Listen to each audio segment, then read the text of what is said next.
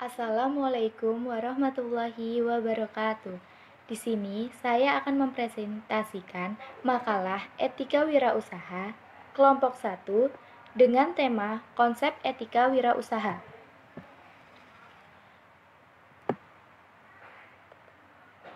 Yang pertama, ada pengertian etika wirausaha. Secara etimologi, kata etika berasal dari bahasa Yunani, yaitu ethos. Dalam bentuk tunggal ethos bermakna tempat tinggal yang biasa, padang rumput, kandang, dan kebiasaan. Dalam bentuk jamak, kata etika yaitu eta, berarti adat kebiasaan. Dan arti terakhir inilah yang menjadi latar belakang bagi terbentuknya istilah etika.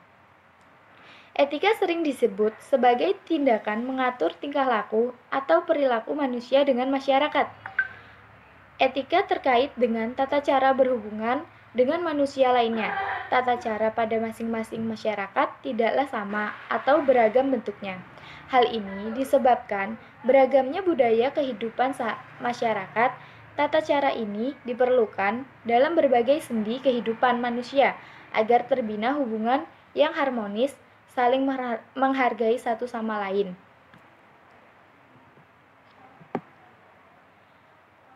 Sedangkan wirausaha atau entrepreneur adalah mereka yang selalu bekerja keras dan kreatif untuk mencari peluang bisnis, mendayagunakan peluang yang diperoleh, dan kemudian merekayasa penciptaan alternatif sebagai peluang bisnis baru dengan faktor keunggulan.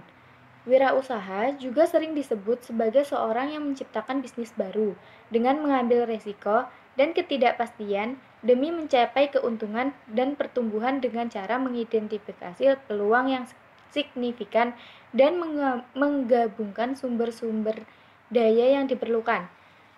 Wirausaha itu mengarah kepada orang yang melakukan usaha kegiatan sendiri dengan segala kemampuan yang dimilikinya. Adapun etika wirausaha adalah suatu kode etik perilaku entrepreneur berdasarkan nilai-nilai moral dan norma yang dijadikan tuntunan dalam membuat keputusan dan memecahkan persoalan-persoalan yang dihadapi. Selanjutnya, ada tujuan dan manfaat etika wirausaha. Etika yang mengikat pada diri entrepreneur atau wirausahawan bertujuan dan bermanfaat sebagai berikut. 1. Untuk persahabatan dan pergaulan. Etika dapat meningkatkan keakraban dengan karyawan, pelanggan, atau pihak-pihak lain yang berkepentingan. Yang kedua, menyenangkan orang lain. Sikap menyenangkan orang lain merupakan sikap yang mulia. Jika ingin dihormati, maka harus menghormati orang lain terlebih dahulu. Yang ketiga, ada membujuk pelanggan. Berbagai cara dapat dilakukan perusahaan untuk membujuk calon pelanggan. Salah satu caranya adalah melalui etika yang ditunjukkan seluruh karyawan perusahaan atau organisasi melalui perilaku, tutur kata yang sopan, mau mendengarkan keluhan pelanggan, berempati, dan sebagainya. Yang keempat, mempertahankan pelanggan. Mempertahankan pelanggan jauh lebih sulit daripada mencari pelanggan. Melalui pelayanan etika, maka diharapkan pelanggan dapat dipertahankan karena mereka sudah merasa puas atau layanan yang diberikan atau diterimanya. Dan yang terakhir, membina dan menjaga hubungan. Hubungan yang sudah berjalan baik harus tetap dan terus dibina. Hindari adanya perbedaan, paham, atau konflik. Ciptakan hubungan dalam suasana akrab. Dengan etika berhubungan yang lebih baik dan akrab pun dapat terwujud. Selanjutnya yaitu komponen etika wirausaha. Komponen etika wirausaha itu ada 7. Yang pertama, pengendalian diri. Pelaku bisnis harus bisa mengendalikan dirinya dalam menjalankan usahanya. Yang kedua, pengembangan tentang tanggung jawab sosial, yaitu social responsibility, yaitu pelaku bisnis dituntut peduli dengan keadaan sosial. Yang ketiga yaitu mempertahankan jati diri, di mana tidak mudah untuk terombang-ambing oleh pesatnya perkembangan informasi dan teknologi. Yang keempat, mampu menyatakan yang benar itu benar, maksudnya tidak ada kong kali kong atas data yang salah. Yang kelima, konsekuen dan konsisten dengan aturan main bersama. Yang keenam, memelihara kesepakatan. Yang ketujuh, menuangkan ke dalam hukum positif. Yang dimaksud di sini yaitu etika bisnis dituangkan dalam satu hukum positif yang menjadi peraturan perundang-undangan. Dimaksudkan untuk menjamin kepastian hukum dari etika wirausaha tersebut. Yang kedua yaitu perkembangan etika wirausaha. Ada 6. Yang pertama, situasi dahulu. Pada awal masa filsafat, Aristoteles, Plato, dan filsuf-filsuf Yunani lainnya menyelidiki bagaimana sebaiknya mengatur kebaikan manusia bersama dalam negara, dan dalam konteks itu mereka membahas juga bagaimana kehidupan ekonomi dan berniaga. Pada waktu itu banyak universitas yang diberikan kuliah agama di mana mahasiswa mempelajari masalah-masalah moral sekitar ekonomi dan bisnis.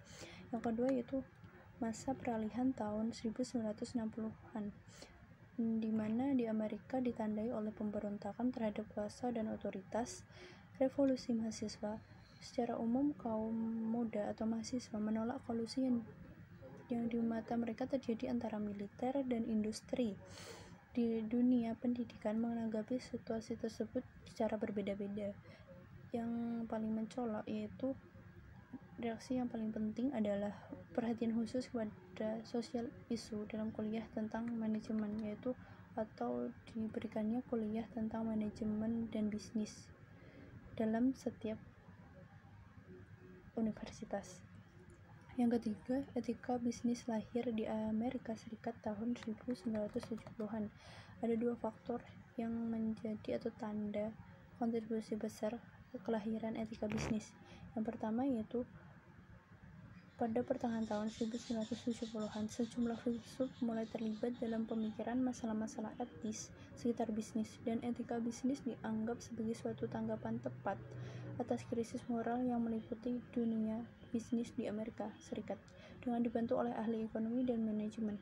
Faktor yang kedua yaitu etika bisnis sebagai suatu bidang studi yang serius adalah adanya krisis moral di Amerika Serikat.